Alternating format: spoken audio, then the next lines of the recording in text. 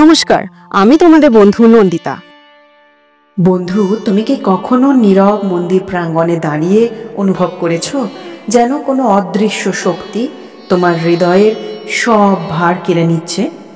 তুমি কি কখনো সেই চোখ জোড়ার সামনে দাঁড়িয়েছো যেখানে সব দুঃখ মিলিয়ে যায়, সব ভয় নিভে যায়, আর ভক্তি নিঃশব্দে অশ্রু হয়ে গড়িয়ে পড়ে? হ্যাঁ, আজ আমি তোমাকে নিয়ে যাচ্ছি নৈহাটির মহাশক্তিময়ী বড়মার কাছে। একটি নাম, একটি ইতিহাস, একটি অলৌকিক শক্তি যা শুধু নৈহাটির নয়, সমগ্র বাংলার মানুষকে আজও আলো, সাহস আর বিশ্বাস যোগায়। তুমি কি কখনো অনুভব করেছো একজন মা সন্তানের মুখের দিকে তাকিয়ে কিভাবে ভালোবাসার স্রোতে ভেসে যান, কিন্তু একই মা যখন সন্তানের অন্যায় আচরণ দেখেন তখন তাঁর হৃদয়ও কেঁপে ওঠে দুঃখে, বেদনায়? মা কালীও তো সেই রকম। তিনি অপরিসীম দয়াময়ী, ভক্তের ডাক শুনে ছুটে আসেন। কিন্তু যদি আমরা ভুল পথে হাঁটি, তাহলে কি মা আনন্দ পান? না বন্ধু, তখন তিনি রুষ্ট হন আর তাঁর কৃপাধারা সাময়িকভাবে আড়াল হয়ে যায়। আজ আমরা সেই কাজগুলোর কথা বলবো যা করলে মা কালী রুষ্ট হন আর যে কাজ করলে তিনি কষ্ট পান। তুমি প্রস্তুত তো এই আত্ম অনুসন্ধানের পথে হাঁটার জন্য? প্রথমটি হলো মিথ্যা আর প্রতারণা। মা কালী হলেন চরম সত্যের প্রতীক। তার সামনে মিথ্যা উচ্চারণ করা মানে নিজের আত্মাকে কলুষিত করা।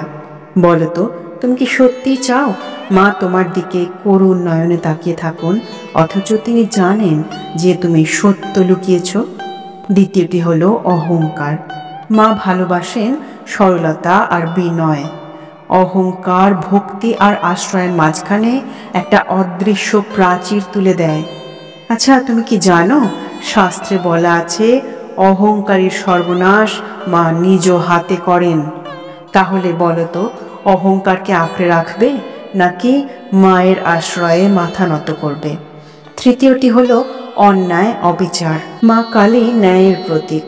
তুমি যদি দুর্বলকে আঘাত করো বা কারো প্রতি অবিচার করো, তবে তুমি মায়ের পথ থেকে সরে যাচ্ছ। আচ্ছা, তুমি কি ভেবেছ তখন মা কিভাবে তোমাকে আশ্রয় দেবেন? চতুর্থটি হলো মায়ের নাম বা প্রতিমার অসম্মান। মায়ের প্রতিমা, তার নাম, তার মন্দির, এই সবই তো তাঁরই রূপ। যদি অবহেলা করো, অসম্মান করো, তবে তা আসলে তার হৃদয়ে আঘাত করা। তুমি কি কখনো কল্পনা করতে পারো প্রিয়জনকে অসম্মান করে তার কাছে আশ্রয় চাওয়া যায়? পঞ্চমটি হলো সংকল্প ভঙ্গ। তুমি যদি মায়ের কাছে প্রতিজ্ঞা করো যে মা, আমি এই কাজটি করব, আর তারপর তা ভেঙে দাও, তাহলে মা জানতে পারেন যে তুমি তার আশীর্বাদকে হালকা করে নিয়েছ। তুমি কি বুঝতে পারছো সংকল্প ভঙ্গ জীবনের পথকে কিভাবে অন্ধকারে ঠেলে দেয়? ষষ্ঠটি হলো নারী, পশু বা দুর্বলের প্রতি নিষ্ঠুরতা। মা কালী হলেন নারী শক্তির রূপ। নারীর অসম্মান, পশুর প্রতি নিষ্ঠুরতা বা দুর্বলকে আঘাত করা, এই সবই মায়ের চোখে অতি ঘৃণ্য কাজ। তুমি কি ভাবতে পারো করুণার সাগর বড়মা এসব দেখে নিশ্চুপ থাকবেন? না বন্ধু, তখন তার দৃষ্টি হয়ে ওঠে কঠোর আর তার আশীর্বাদ সরে যায় অনেক দূরে। বড়মা অসীম দয়াময়ী, কিন্তু তার কৃপা লাভ করতে হলে চাই সত্য, চাই ভক্তি, চাই বিনয়। মিথ্যা, অহংকার, অন্যায়, অত্যাচার, নিষ্ঠুরতা, এই সবের জন্য মায়ের হৃদয় কাঁদে আর আমাদের জীবন ঢেকে যায় অন্ধকারে। তুমি কি প্রস্তুত আজ থেকেই এই ভুলগুলোকে পিছনে ফেলে দিয়ে আসতে? যদি প্রস্তুত হও, তবে বিশ্বাস রাখো বন্ধু, মায়ের করুণাধারা তোমার জীবনে নেমে আসবে খুব শিগগিরই, আর তোমার জীবনের সব অন্ধকার ভেদ করে নিয়ে আসবে এক স্বর্গীয় আলো। বন্ধু, কখনো কি তোমার মনে হয়েছে তোমার ভিতরে যেন এক অদৃশ্য শূন্যতা বিরাজ করছে, যেন সমস্ত ভিড়ের মাঝেও তুমি নিঃসঙ্গ, আর সেই নিঃসঙ্গতায় কেউ একজন নিঃশব্দে হাত বাড়িয়ে বলছে, ভয় পেও না, আমি আছি তোমার পাশে। তুমি কি বিশ্বাস করো মা দূরে আছেন, নাকি তিনি তোমার নিঃশ্বাস প্রশ্বাসের ভিতরে, তোমার অশ্রুর প্রতিটি বিন্দুতে আর তোমার প্রার্থনার নীরব কণ্ঠে চিরকাল উপস্থিত আছেন? আজ আমি তোমাকে এমন এক সাধনার কথা বলবো যেখানে বাইরের জগৎ নয়, তোমার অন্তরের গভীরতাই হবে মায়ের মন্দির। এই সাধনায় তোমার আলো, তোমার ভক্তি, তোমার শক্তি আর তোমার মুক্তি। প্রতিদিন মায়ের ছবির সামনে কিংবা হৃদয়ের অন্তঃস্থলে তাকে স্মরণ করে বলো এই মন্ত্র, ওম ক্রিং কালিকায় নমঃ। জয় জয় মহাকালী, সর্বশক্তির অধিষ্ঠাত্রী দেবী, আমাকে তোমার করুণার দৃষ্টিতে ভরিয়ে দাও মা। এই পুরো মন্ত্রটি 3 বার উচ্চারণ করতে হবে, কিন্তু বন্ধু শুধুমাত্র ঠোঁট নড়লেই কিন্তু চলবে না, প্রতিটি অক্ষরে তোমার হৃদয়ের ভক্তি মিশিয়ে দিতে হবে। বন্ধু কল্পনা করো তো, যে মুহূর্তে তুমি মন্ত্র জপ করছো সেই মুহূর্তেই মায়ের কৃপা শক্তি তোমার চারপাশে অদৃশ্য সুরক্ষা চক্র রচনা করছে। তুমি কি অনুভব করতে পারছো সেই দীপ্তি, সেই আশীর্বাদ? মন্ত্র পাঠ শেষে চোখ বুজে ধীরে ধীরে বলো এই অ্যাফার্মেশন সেন্টেন্সগুলো। আমি জানি মা কালী সর্বদা আমার অন্তরে বিরাজমান, তার আশ্রয়ে আমি অজেয়। আমি মায়ের শক্তিতে পরিপূর্ণ, সব ভয়, সব দুর্বলতা আজ বিলীন হয়ে গেছে। মা কালী আমাকে সাহস, শান্তি আর সমৃদ্ধির পথে নিয়ে যাচ্ছেন। বন্ধুরা, এই বাক্যগুলো কিন্তু শুধু শব্দের তৈরি নয়, এগুলো হলো আত্মার শপথ। বারবার যদি বলতে পারো ভক্তি ভরে, তাহলে দেখবে তোমার অবচেতন মন অর্থাৎ সাবকনশিয়াস মাইন্ড নতুন আলোয় ভরে উঠছে। সব দুশ্চিন্তাগুলো অনেক দূরে সরে গিয়ে জায়গা করে নিচ্ছে শান্তি আর পরম শক্তি। এই সাধনা করার সময় কতগুলো নিয়ম বা উপায় পালন করতে হয়। ভোরবেলা কিংবা সন্ধ্যার শান্ত সময় বেছে নাও, প্রদীপ জ্বালাও, ধূপ দাও আর মনে করো এই আলো তোমার ভিতরেও জ্বলছে। কয়েক মুহূর্ত গভীর শ্বাস নাও, মনটাকে স্থির করো, শান্ত করো আর তারপর মন্ত্র জপ করো, ধীরে ধীরে অ্যাফার্মেশন সেন্টেন্সগুলো উচ্চারণ করো আর সবশেষে মায়ের কাছে কৃতজ্ঞতা প্রকাশ করো, ঠিক যেন এক সন্তান মায়ের কোলে মাথা রেখে ফিসফিস করে মায়ের কাছে বলছে, ধন্যবাদ মা, আমার প্রণাম গ্রহণ করো। বন্ধু, তুমি কি জানো মা কিন্তু কখনোই ভক্তের বাহ্যিক আড়ম্বর চান না। তিনি খুশি হন শুধুমাত্র এক ফোঁটা আন্তরিকতায়। তোমার ভক্তি, তোমার ভালোবাসা, এই হলো তার কাছে সর্বশ্রেষ্ঠ উপহার। তাহলে আর দেরি কেন? আজ থেকে শুরু করো প্রতিদিনের মন্ত্র, ভক্তির আলো আর আত্মার জাগরণ। বিশ্বাস রাখো বন্ধু, যেখানে ভালোবাসা আছে সেখানেই মায়ের করুণা নদীর মতো বহমান। বন্ধু, আজ আমি তোমাকে নিয়ে যাব এক বাস্তব কাহিনীর ভিতর, যা শুধুমাত্র অলৌকিক নয়, বিশ্বাসের প্রদীপে জ্বলে ওঠা এক শাশ্বত আলো। 1974 সাল, একটা শীতের রাত। সে সময় নৈহাটির গঙ্গা পাড়ে ছোট্ট এক মন্দির, চারপাশে কুয়াশা, প্রদীপের মৃদু আলো আর বাতাসে ধূপের সুগন্ধ। সেই মন্দিরের চৌকাঠে বসে আছেন সর্বাণী দেবী। তার কোলের শিশু নিথর 7 দিন ধরে জ্বরে পুড়ছে, আর আজ তার দেহ যেন মৃত্যুর ছায়ায় আবৃত। বন্ধু, তুমি কি ভাবতে পারছো সেই মুহূর্তে এক মায়ের বুকের ভিতরে কেমন ঝড় বয়ে যাচ্ছিল? সর্বাণী দেবীর স্বামী হরিপদ একজন ছোট চায়ের দোকানি। সংসারে অভাব ছিল, তবু সন্তানের চিকিৎসায় সবটুকু দিয়েছিলেন। কিন্তু শেষমেশ ডাক্তার বললেন, এখন আর কোনো আশা নেই।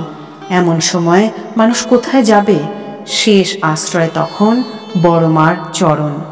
সর্বাণী দেবী মায়ের মূর্তির সামনে মাথা ঠেকিয়ে কাঁদতে কাঁদতে বললেন, মা, আমার সন্তানের জীবন ফিরিয়ে দাও মা। তুমি চাইলে অসম্ভব সম্ভব হয়। যদি সে বাঁচে, আমি তোমার চরণে 100 প্রদীপ জ্বালাবো। বন্ধু, তুমি কি বুঝতে পারছো বিশ্বাস যখন অশ্রুর সঙ্গে মিশে মায়ের কাছে পৌঁছয়, তখন সেই প্রার্থনার শক্তি কতটা অদম্য হয়ে ওঠে।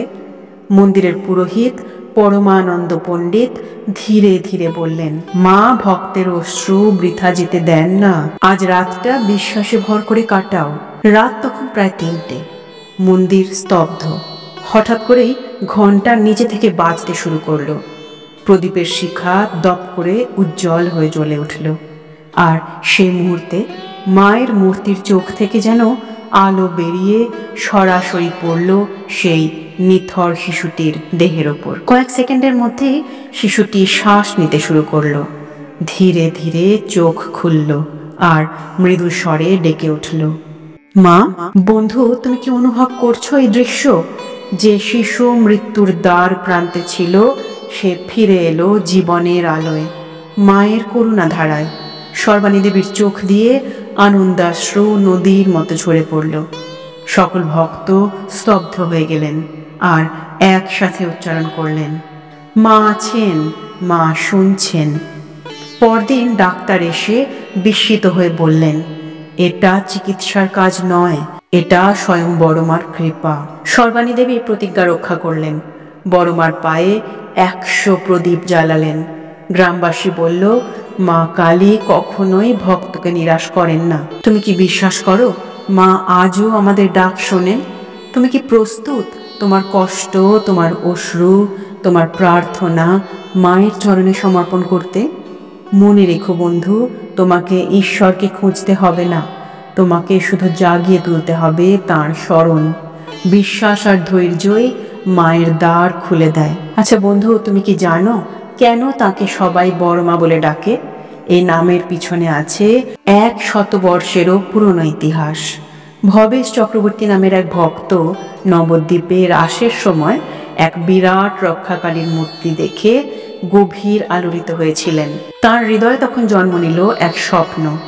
নিজ শহরে তিনি স্থাপন করবেন এক দেবী মূর্তি, আরম্ভ করবেন পূজা।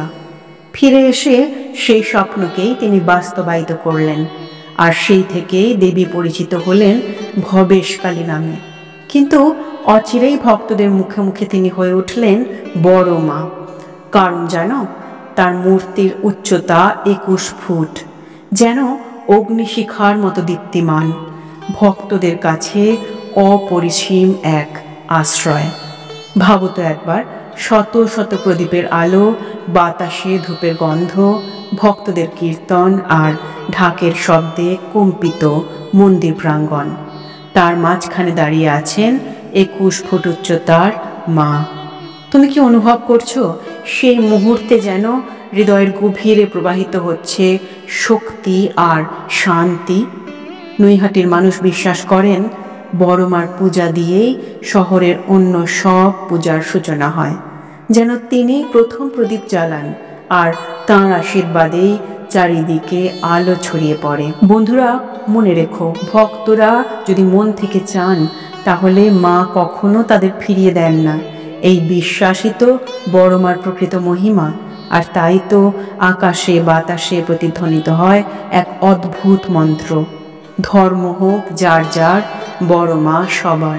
তুমি কি অনুভব করছো এই কথার ভেতরে লুকিয়ে আছে মায়ের সীমাহীন করুণা? মা ভেদাভেদ করেন না, মা বাঁধন কাটান না, তিনি শুধুমাত্র বুকে টেনে নেন ভক্তির অশ্রু আর আত্মসমর্পণের আহ্বান। তাহলে বলো তো বন্ধু, তুমি কি প্রস্তুত বড় মার সেই অলৌকিক শক্তির সামনে দাঁড়াতে? তুমি কি বিশ্বাস করো তোমার মনের নিঃশব্দ কান্নাও মা শুনছেন? মনে রেখো বন্ধু, মা কখনো দূরে থাকেন না, তিনি আছেন, তিনি থাকবেন তোমার অশ্রুতে, তোমার প্রার্থনায়, তোমার ভক্তিতে আর তোমার ভালোবাসায়। শাস্ত্রে বলা আছে, যখন হৃদয় থেকে প্রার্থনা ওঠে, ঈশ্বর তখনই অবশ্যই সাড়া দেন। আচ্ছা, তাহলে কি আজ এই ভিডিওর সামনে বসে শোনা আসলে তোমার সেই প্রার্থনারই উত্তর নয়? বন্ধু, আমি জানি তোমার যন্ত্রণার ভার, হয়তো অর্থ কষ্ট তোমাকে প্রতিদিন ক্লান্ত অবসন্ন করে তুলছে।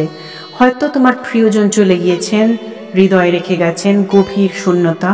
হয়তোবা শরীরের যন্ত্রণা দিনগুলোকে ভারী করে তুলেছে। তুমি হয়তো ভেবেছ ভগবান তোমাকে ভুলেই গেছেন, কিন্তু আজ আমি তোমাকে মনে করিয়ে দিতে চাই, যিনি তার সমস্ত সত্তা মায়ের চরণে সমর্পণ করেন, মা তার দুঃখ নিজের হাতে তুলে নেন। আচ্ছা বলো তো, তুমি কি আজ প্রস্তুত সেই সমর্পণ করতে? কল্পনা করো তো, একটি ক্ষুদ্র বীজ অন্ধকার মাটির নিচে চাপা পড়ে থাকে। সে জানে না আলো কবে আসবে, তবুও সে ধৈর্য ধরে থাকে, আর অবশেষে সেই অন্ধকার ভেদ করে সে হয়ে ওঠে মহীরুহ। আচ্ছা বলো তো, তুমি কি বুঝতে পারছো তোমার বর্তমান কষ্ট আসলে সেই প্রস্তুতি, যা তোমার ভিতরে নতুন আলো, নতুন শক্তি জাগিয়ে তুলছে? মনে রেখো বন্ধু, তোমার দুঃখ চিরস্থায়ী নয়। পরীক্ষা যতই বড় হোক না কেন, আশীর্বাদ ততটাই মহৎ। হয়তো আজই সেই সংকেত তোমার সামনে এসেছে, যেন মহাবিশ্ব তোমাকে মৃদু স্বরে বলছে, এখন আর ভয় পেও না, আমি আছি তোমার পাশে। এই মুহূর্তে চোখ বন্ধ করো আর মাকে বলো, মা, আমি আমার সমস্ত কষ্ট তোমার হাতে সমর্পণ করলাম, তুমি আমায় পথ দেখাও। বিশ্বাস করো বন্ধু, মা কখনোই সন্তানের হাত ছেড়ে দেন না। তিনি সব সময় সময় মতো উত্তর দেন। হয়তো আজ এই কথাগুলোই সেই উত্তর যা তুমি এতদিন ধরে খুঁজছিলে। বন্ধু, এখন তোমার জীবন নতুন মোড় নিতে চলেছে। তুমি অন্ধকার নও, ভোরের প্রতিশ্রুতি তুমি। শুধু বিশ্বাস রেখো আর হৃদয় ভরে ভালোবাসো, তাহলেই প্রতিটা কান্না, প্রতিটা ক্ষত আজ থেকে হয়ে উঠবে আশীর্বাদের সিঁড়ি। তুমি কি প্রস্তুত একটা নতুন ভোরকে আলিঙ্গন করতে?